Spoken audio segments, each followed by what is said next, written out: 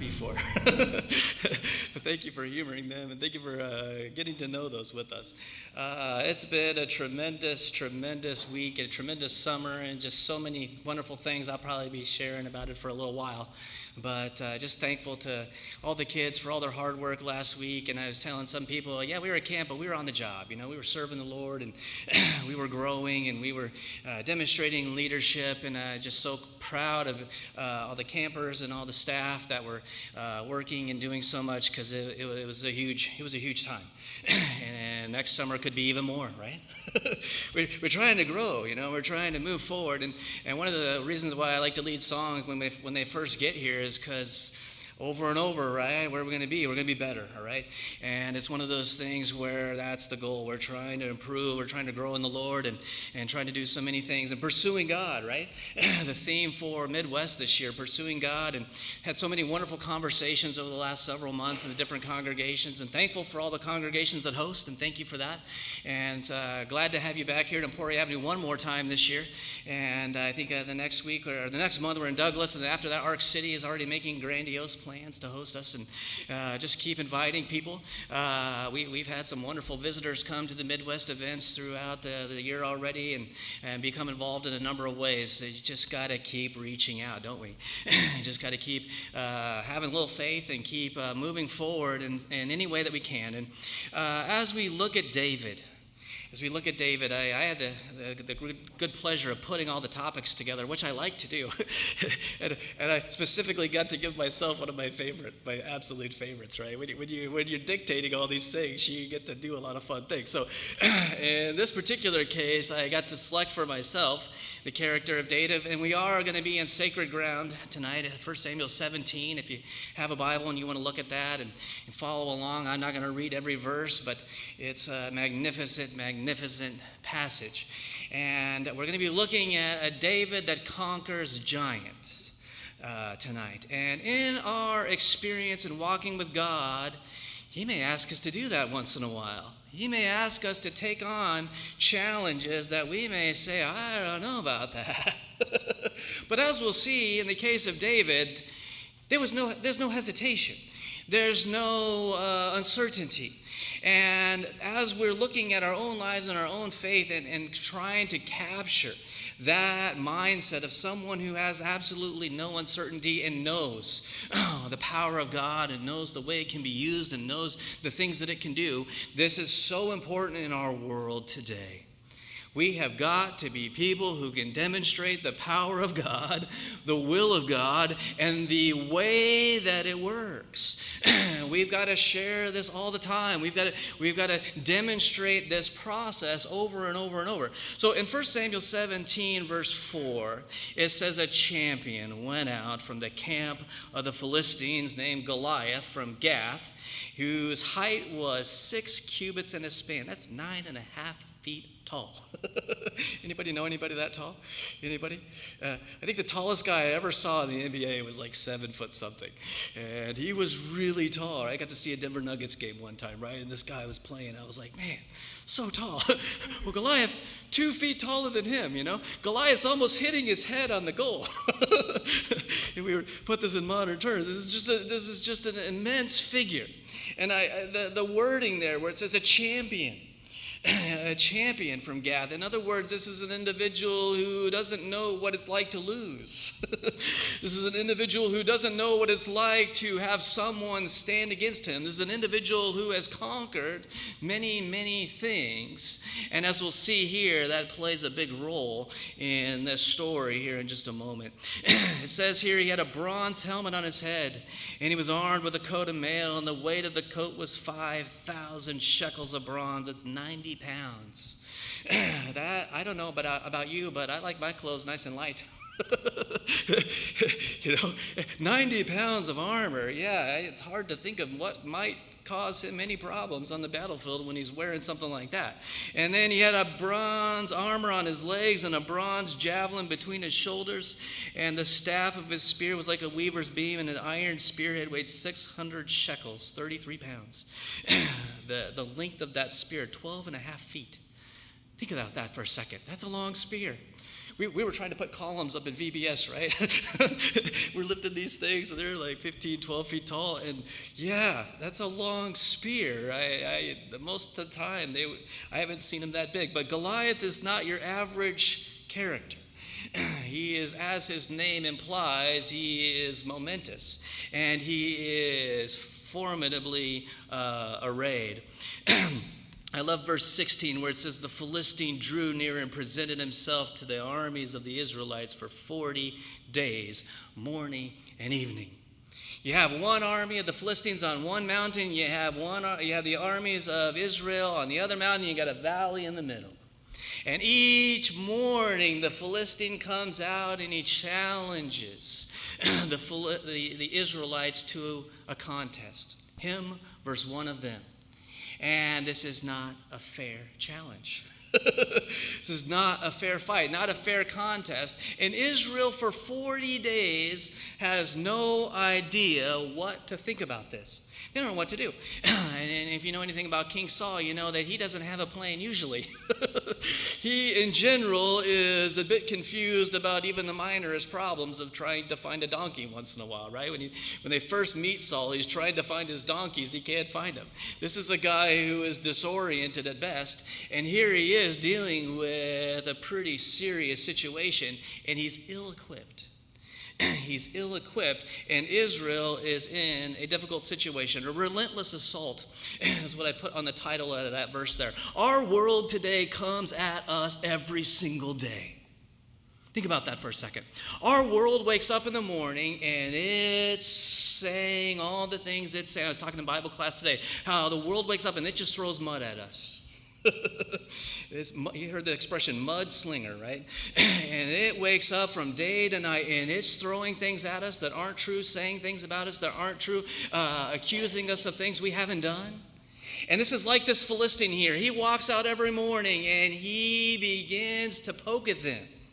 And he begins to ridicule them, and he begins to call them out and challenge them. And this is our life as well. We wake up every day and we will deal with this type of things from the world coming at us. And if we don't know what to do about that, guess what's going to happen? It's going to affect us. It's going to start to depress us. It's going to start to have us feel defeated. It's going to start to have us take on a lot of problematic things that David doesn't have.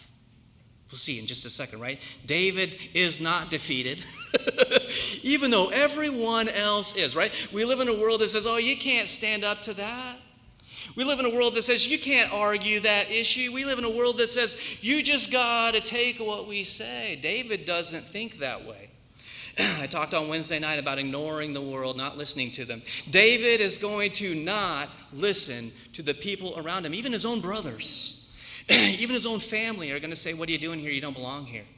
Okay? So when we get to the next verse, verse 31, when they heard the words which David spoke, they reported them to Saul, for he sent him. And then David said to Saul, let no man's heart fail because of him. Everybody is depressed. Everybody is defeated. Everybody is saying, we can't do this. And here's a young boy saying, we can. And normally you wouldn't listen to that young boy, right? Normally you would say, you're a young boy, go away.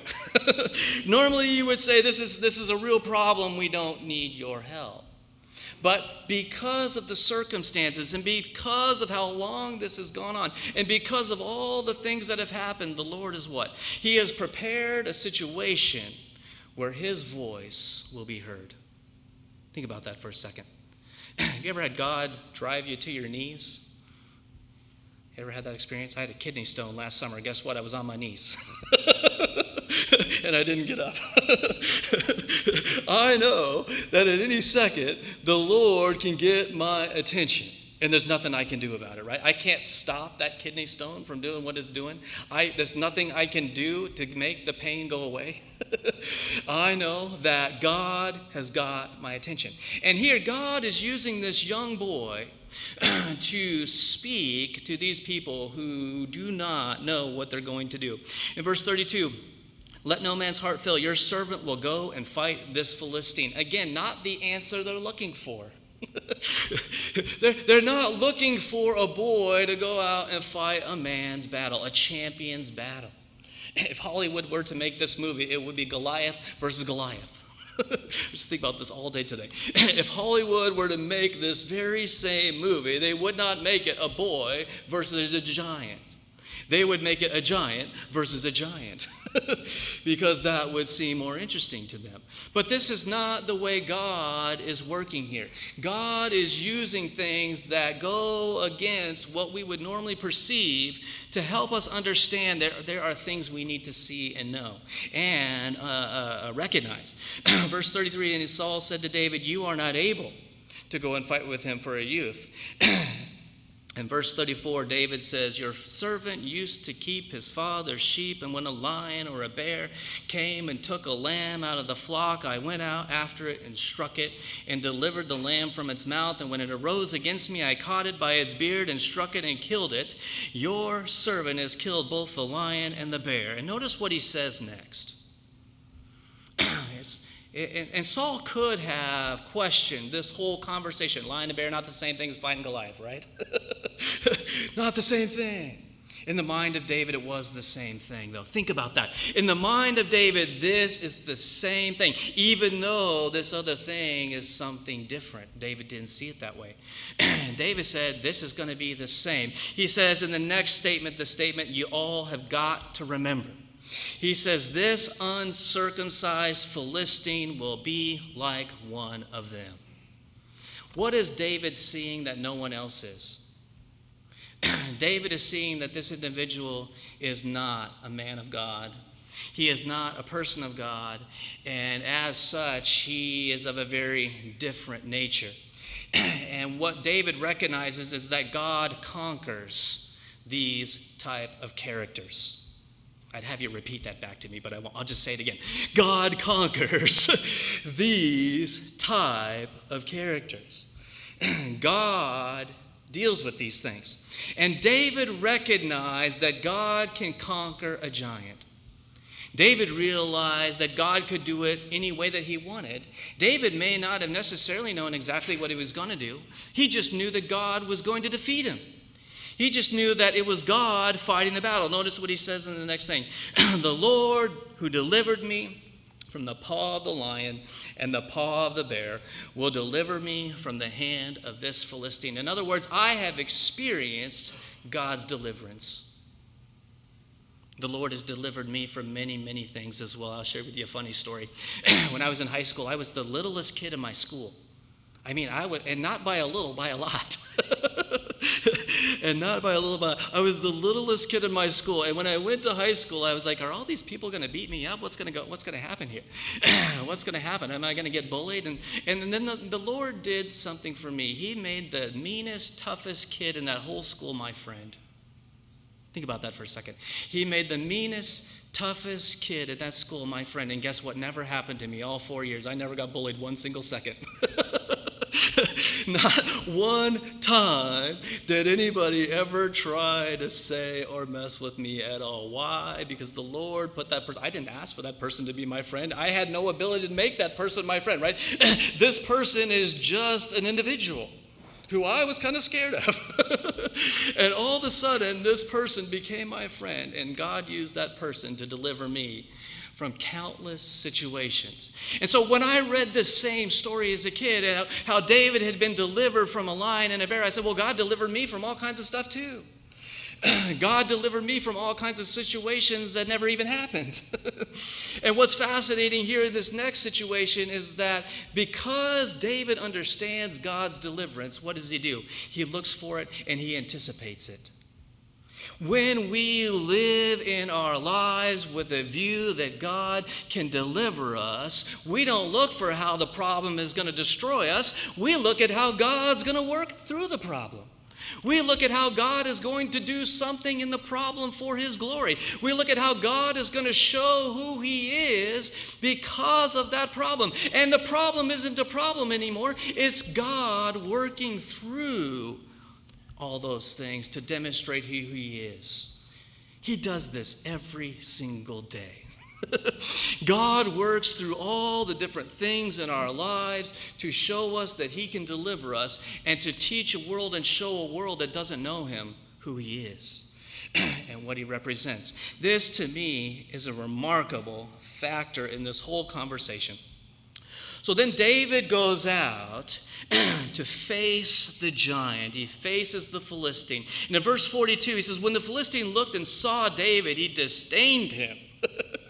What a fancy word there, right? It says he disdained him. What it actually means is he was very, very unimpressed. And he was very, very, very upset that they had sent a child to do a man's job. And that John Wayne, he would always say, you sent a child to do a man's job in the old days. And that was not a good thing.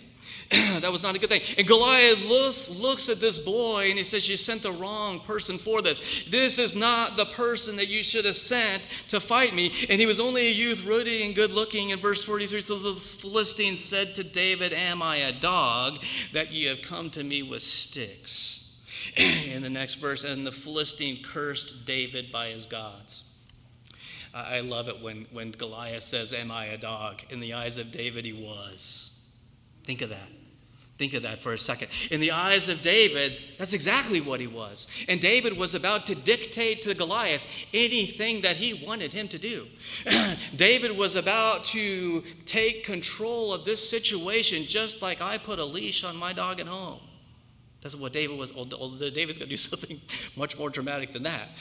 Okay? The next statement there. The Philistine cursed David by his gods, right? We go to school every day, and what do the teachers say? Evolution, evolution, evolution, evolution, evolution, evolution. Okay? We get on the news every single day. Evolution, evolution, right? They're cursing the world. They are calling out on this idea and saying that somehow it has the power to somehow answer some question in this world. Saul's response and calling out to his God did absolutely nothing for him. I really need you to see this today because we have so many rich, powerful people that are crying out evolution, evolution, and it is so confusing to so many people to look at these wealthy, smart, individual and successful people saying all of this and say, what is going on here? But the reality is, here is Goliath, here is this champion, and he's calling out to a God that can't save him. Kind of like Carl Sagan. They said, Carl Sagan, is technology and science going to save you? You're dying of cancer. Carl Sagan said, I hope it does. Guess what it didn't do? It didn't save him. He was calling out to the wrong Savior. There are so many people calling out to a God and an ideology that will never save them. I find this bizarre. I find this just so strange. Because when I look at the scriptures and I see a young boy who can call out on God and who can be delivered from a giant, I say, what kind of God is that? That's the kind of God I need. That's the kind of God I need fighting my battles. That's the kind of God I need leading my life. That's the kind of God I need helping me with my decisions and my problems. That's the kind of God I need in my corner. And this is the kind of God that David understands that he has. Oh, that we could help the world see who God is. Oh, that we could help the world understand what he does and why he does it, because it's so powerful. The next thing the Philistine says, the Philistine came to David, come to me and I'll give your flesh to the birds of the air and the beasts of the field. In other words, he has no idea what's about to happen. He still thinks evolution is going to save him. He still thinks science and technology is somehow going to deliver him someday. He still thinks all these things that our society thinks are so great, and some of them are indeed powerful. But they're never going to be God, and they're never going to be the power of God, and they're never going to be Jesus on the cross, and they're never going to be the blood of Christ. They're always going to be something, but they're never going to be those things which truly save. And this is what David understands. Verse 45. David speaks one more time. David says to the Philistine, you come at me with a sword and a spear and a javelin. You're going to come at me with weapons, David said. And that may seem like a meaningful thing to say, because under normal circumstances, that sword and that spear, that javelin would have done their job. Under normal circumstances, those things would have had the effect that Goliath thinks they're going to have. Under normal circumstances, all those things would have done what the world understands them to do. But this is not a normal situation here. And really, most of our lives, in our situation as believers, we're not living a normal day.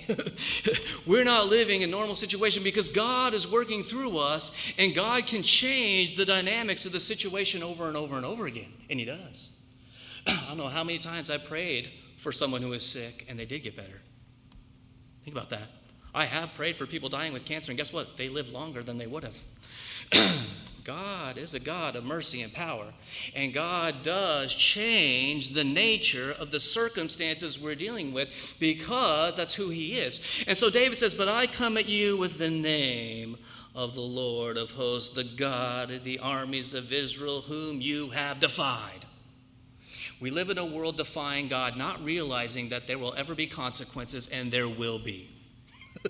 This is fascinating to me. We live in a world that says we can believe whatever we want over and over and over, and God will never step in.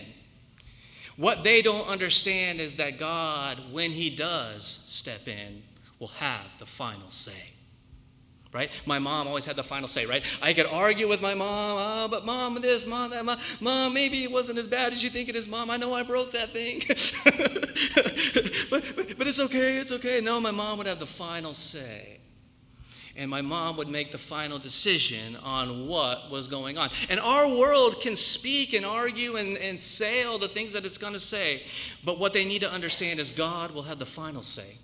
Because it was His Son who died on the cross and earned Him that right. And He already had the right anyway. He made the world and He made all of it and He governs it each day. He had the right anyway. But especially in the light of the cross, God holds that right.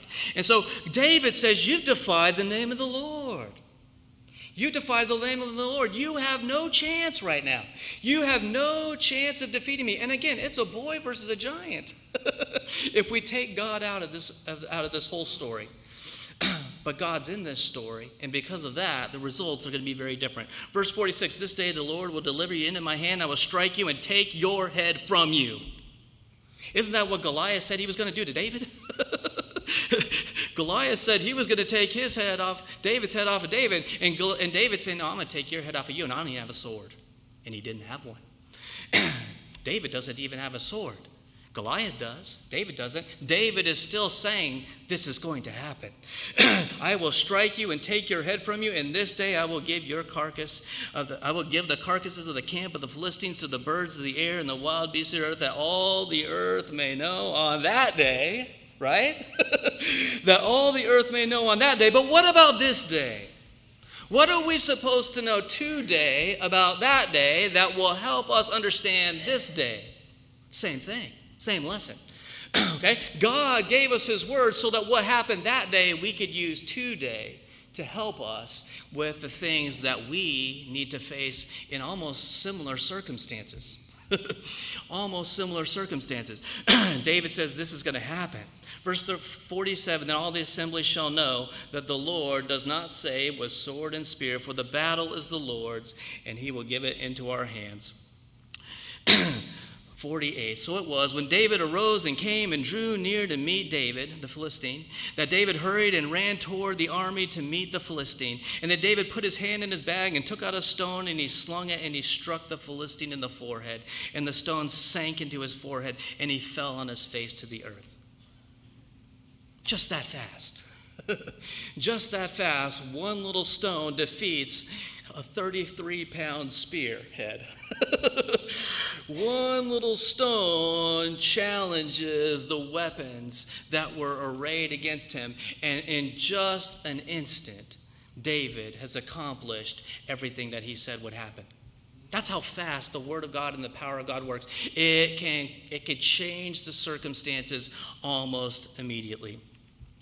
As we bring this whole idea to a close here this afternoon, as we look at David and as we think about the courage, one of the things when we're pursuing God that I want you to think about is the way that David looked at the situation. Did he ever hesitate? No. Did he ever doubt God? Not for a second.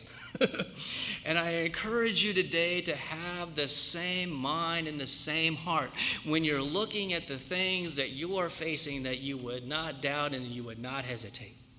At this final time, we're going to have a final closing song. I'm going to have Braden close up. If you would stand, or sing the song, and if you would stand as we sing this final song.